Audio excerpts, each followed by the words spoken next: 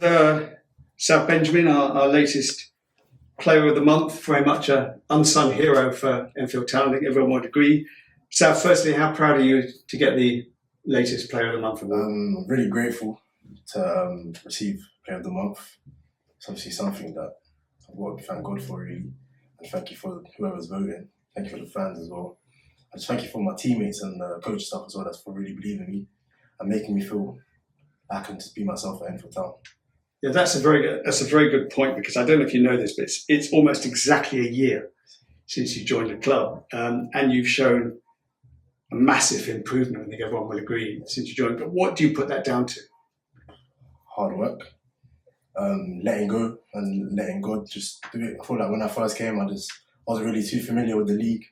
I was really familiar with consistency of first team football, whereas I've had experience of first team football.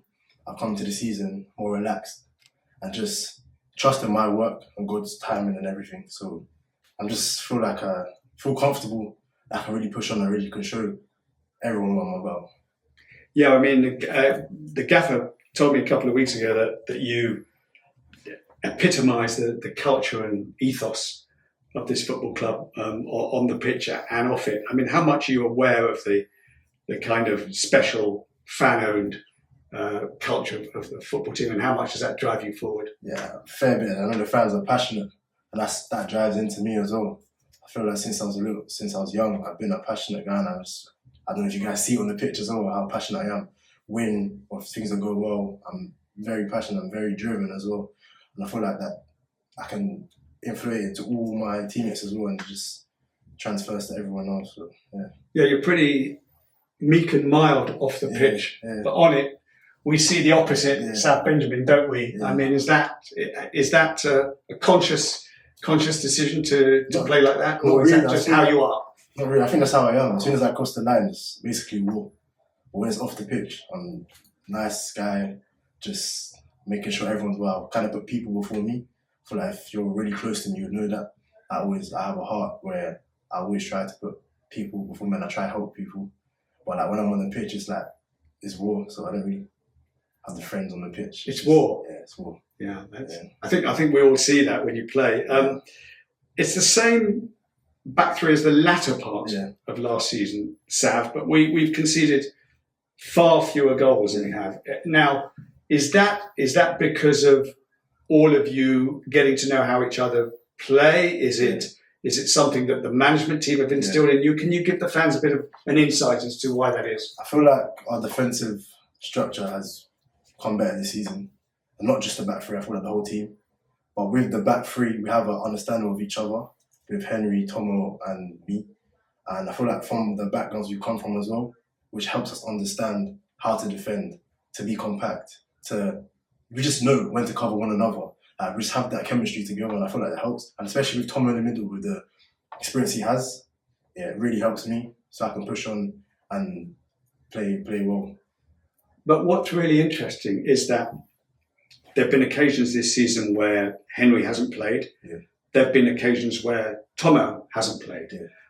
But you've been Mr. Consistent throughout, almost as if it doesn't matter who the other two are in a back three. You seem to thrive on whoever you're playing alongside. Is that a fair comment?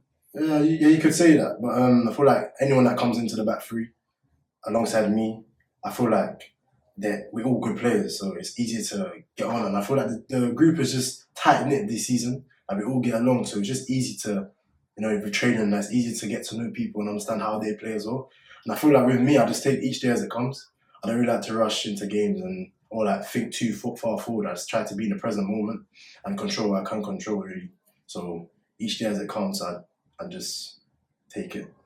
What was the goal when you arrived a year ago? I mean, obviously at that time we didn't know too much about you. Everyone now raves about you. I mean, when you first came in, were you nervous? Were you excited? And how has your game developed? In other words, have the management team helped you, or is it a question of self-improvement? 100%. I feel like it's a bit of everything. I feel like the management staff has helped me and helped me. And I feel like the run of games have helped me as well in men's football. That's a good point, isn't it? Yes, 100%. Because when I was at Cardiff, Fulham, Cardiff, I played like 2 senior games, and when I was on loan in Scotland, I played 4 senior games. So I didn't really have that consistency. So I feel like with the Enfield, as soon as I come, I didn't know what to expect, but I learned a lot over last season, how to defend, how to read the game more, you know. So I feel like it's helped me and leading me on to good steads to this season. And were you at all sceptical about the quality of non-league football, given where you've played before, and how have you sort of viewed the status that we're in at the moment since you've been here? Yeah, I would be lying if I said that I didn't come into this league and be like, oh, it's non-league football, but it really does humble you. It really does show you that this is actually real football. There's certain things you can't do when I was doing academy football, you can't do in men's football. Such as what? Let's say taking touches in the box, you know, just little things like that. And everyone's just physical and strong. Like, that's one of my biggest traits, is being strong, physical. In academy football, I could do that easily. But when it's me up against a 38-year-old, tall, massive striker, I can't really do the physical thing. I have to think smart and try and be ahead. So that's what's helped me evolve my game as well, being 2 steps ahead. That's in the game. That's interesting. And you've so far been relatively injury-free for us. I mean, that, again, I guess is a crucial part of a footballer at any level. 100%. I mean, are you conscious of the fact that, you know, you, like a couple of players this season have been forced out because of injury? I mean, do you worry about that, or you just get on with it? I kind of just get on with it. I just try to, as I said, control what I can control. So the things I do off the pitch, the extra work I do off the pitch to make sure my body is right. What is that, please, Sam? Like gym stuff, recovery stuff, making sure I get good sleep, saunas. I'm in the gym a lot of the time. You look after yourself. I look after myself. How important is that for? Very important. Very important. Just to make sure you're ready at all times, and just making sure, because just with a lot of games going on as well, just have to make sure your body is right. So you can cope with the demands of the game. Just a couple more, Tab. I can't leave you without talking about that clearance for 9. Yeah. In fact, 2 in the same game. But I think the first one is the one that will stick in everyone's memory, probably forever. The fans of this football club. I mean, was that purely instinctive, or could you see it before it happened? I mean, take me through. I mean, is it the best clearance you've ever made in your career? Yeah, I'd say the Slough one is better. The Slough one was better. I think the Slough one is better. Really? Because of the moment of the game. Okay. And with this one, we still ended up losing, but happens if it's football. But to be honest, it's got played in behind, and I've made the first block, and then he just carried on running to the guy. I was like, nah, let me actually give it effort. But it's just instinct, just like, no, I can't let this goal in. That's always in my mind. I can't get this goal in. I can't let this goal in. I always try to be in a position where I can block the ball, and then it just hit me and it's gone out. So I'm just grateful it didn't go in. I can't let this goal in. That's a great attitude for a defender to have, isn't it? 100%. Yeah.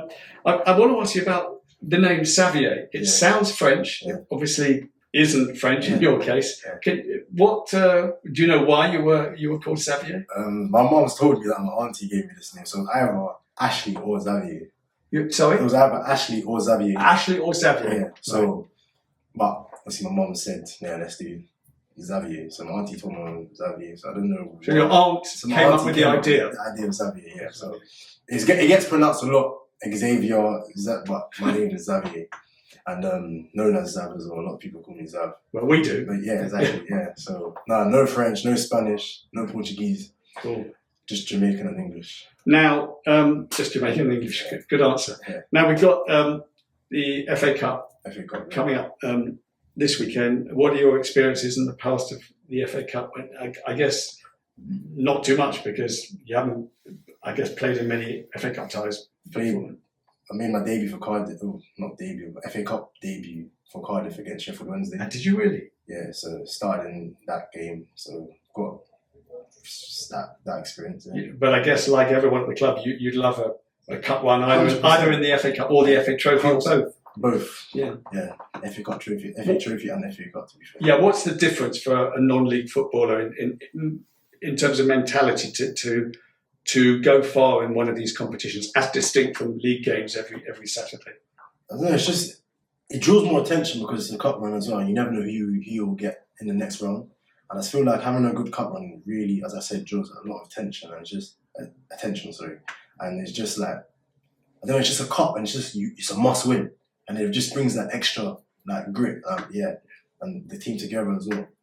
And just lastly, Xavier, the fans, I mean, obviously players come and players go, but the club's always here, and you seem incredibly settled at this football club. To what extent has that made you a better player to be as settled as you are and playing alongside people who you're comfortable with? Comfortability is probably being comfortable is a con and a pro. I feel like with Wyatt as a pro, you get the best out of yourself. But as a con, you could be more relaxed and not really push yourself to be better. But with the fans at Enfield and making me feel comfortable, it's helped me. Because of their passion, I have passion as well, and it's bringing two together, and it's the best thing. So I feel like Enfield has really brought me back and to get my best Billy out as well. Yeah. And just very lastly, they say, don't they, that all good teams are based on defence to start with, and everything builds from there. If we carry on as we are with the defensive stability that we have, I mean, how far can we go? Do you think a mid-table position is feasible? We can do anything. Like, we can get playoffs. Like, if we actually stick to, as what you said, the defensive stability and just score more goals and just be there for one another, we can do anything. Like, there's no limit. I don't like putting limits on anything because football changes like this, up and down.